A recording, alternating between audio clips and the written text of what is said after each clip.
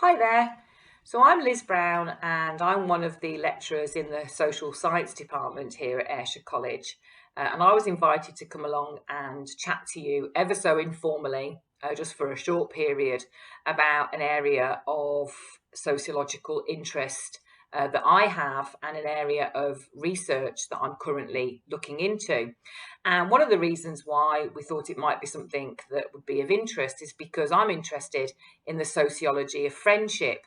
And of course, that is something that we're all familiar with and is hopefully a part of our lives now, has been in the past, and will continue to be in the future.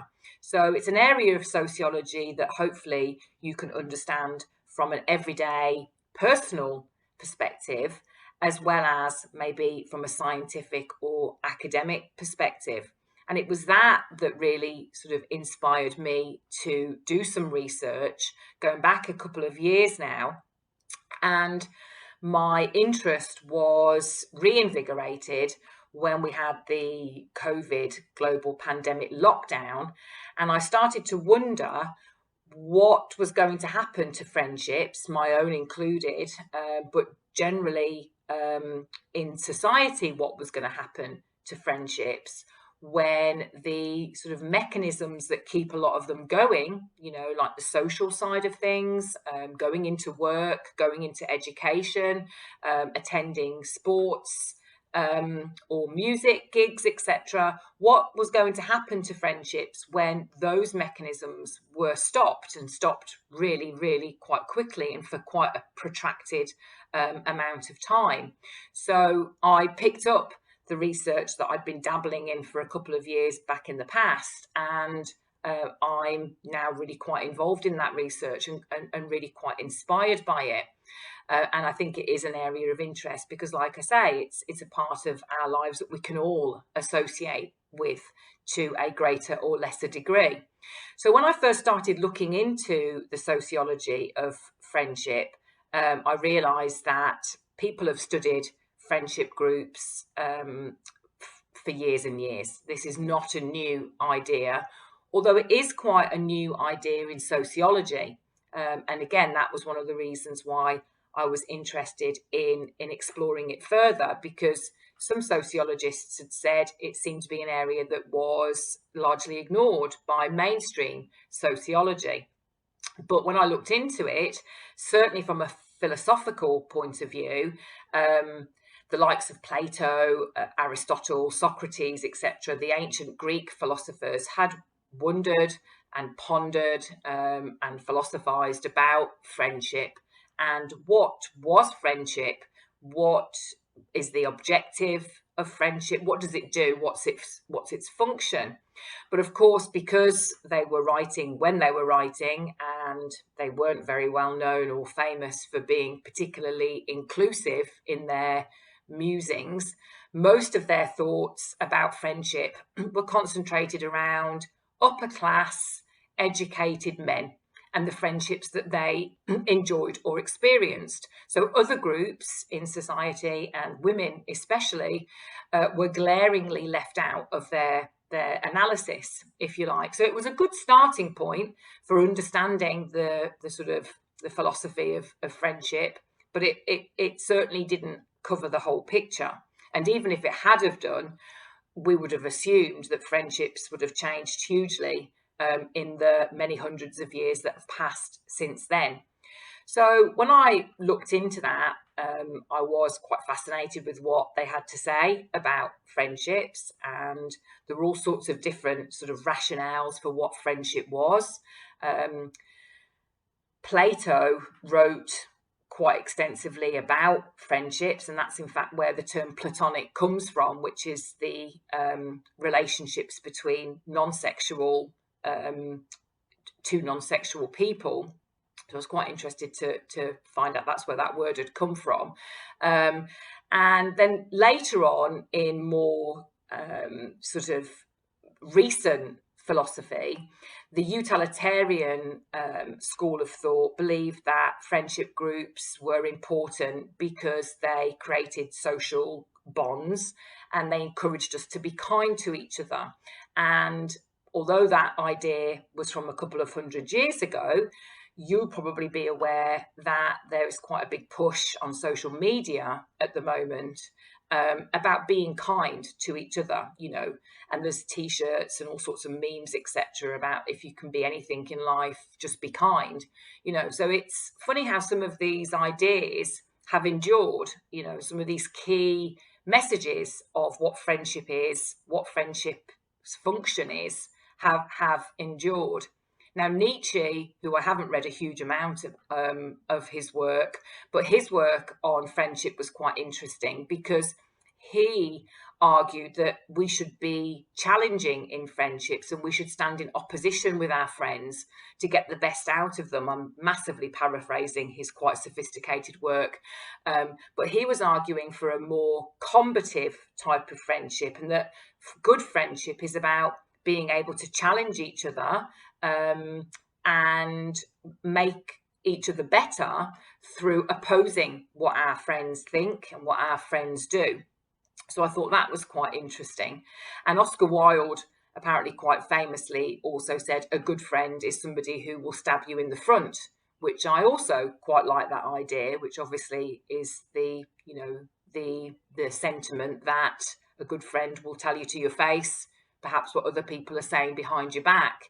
And I think ultimately that is something that underpins good friendship. But of course, that's the interesting thing, because friendship is different things to different people, and it's arguably different things to different people at different times in their lives.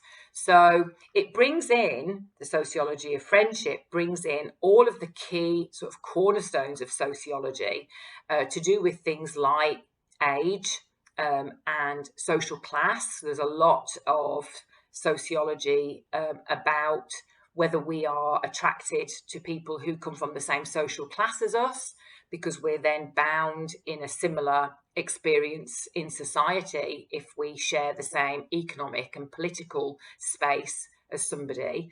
And then that made me think about the suffragette movement, and more recently the women's aid, domestic violence activism movement, which I've always been quite interested in, which is where that was groups of friendship, women bound by friendship, who were then motivated or mobilised into social and political action.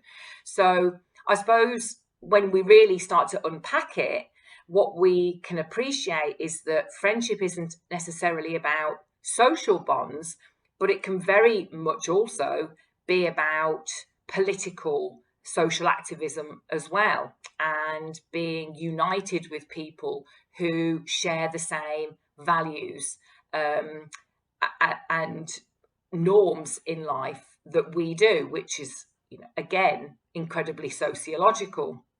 So I found that idea incredibly interesting.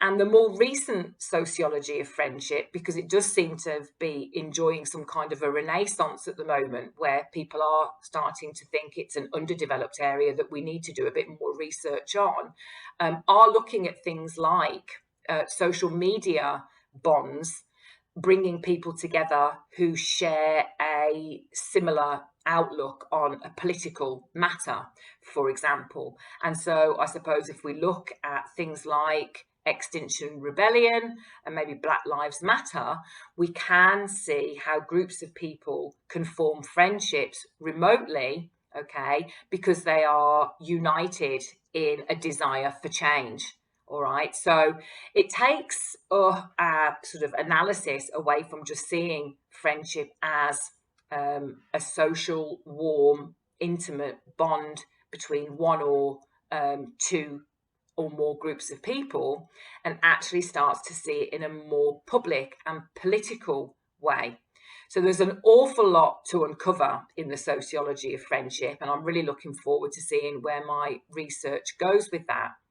Another area within the sociology of friendship that I think is quite fascinating is the role of gender within friendships. And I'm quite interested to see, and this will be an area of focus for me, whether there is a huge amount of difference between friendship groups between women and friendship groups between men. Now, I'm aware, and you probably are too, that there are lots and lots of sort of myths and stereotypes around girlfriend groups and boyfriend groups. And I'm interested, as most sociologists are, to try and break down those myths and the stereotypes to see if there's any truth to those everyday common sense understandings of the world. So are girls' friendship groups bound by sometimes a competitive element, competitive with each other in a slightly different way to how we might understand that boy groups are competitive with each other? And is there any truth to the myth that men tend to become bonded to larger groups of men and have 4 or 5 different men as part of their friendship groups, whereas women tend to form more intimate, what we call dyadic, sort of one-on-one female friendship groups? Sometimes when I could look at the situation from an anecdotal perspective, I can see that there does seem to be something about gender in the construction of friendships. But I'm interested in seeing whether that's just because that's what I can see from my perspective. And I'm actually looking forward to getting out of that subjective position and looking at the situation from a slightly more scientific perspective. Some of the myths seem to be that women have more transient friendship bonds. So they might have, over the course of a lifetime, 12 to 15 different friendships that some endure, but most don't. Whereas men, according to some of the myths, make friends from sometimes primary school age that endure in some fashion, that keep going in some way for sometimes all of a man's lifetime. And that sometimes seems to be different from the way women construct their friendships. But as I say, these are myths and stereotypes, and it'll be interesting, I think. Well, I'm interested to see whether the research backs up the different characteristics to do with gender, or whether in fact actually gender's got absolutely nothing to do with it, and humans just generally have similar patterns and trends to the construction of their friendship group. So I'm very, very interested in that. And of course, I'm going to spend some time looking at online friendship groups, because that is such a phenomenon of the late 20th and 21st century, where many friendship groups now are made online and endure online. And certainly with the global pandemic, I think it was interesting to see how people managed to sustain their friendships online, or whether friendships were lost as a result of the fact that the usual structures that were in place to sustain them had gone. So I think now, uncharacteristically for me, I appear to be in the right place at the right time. That's never happened before.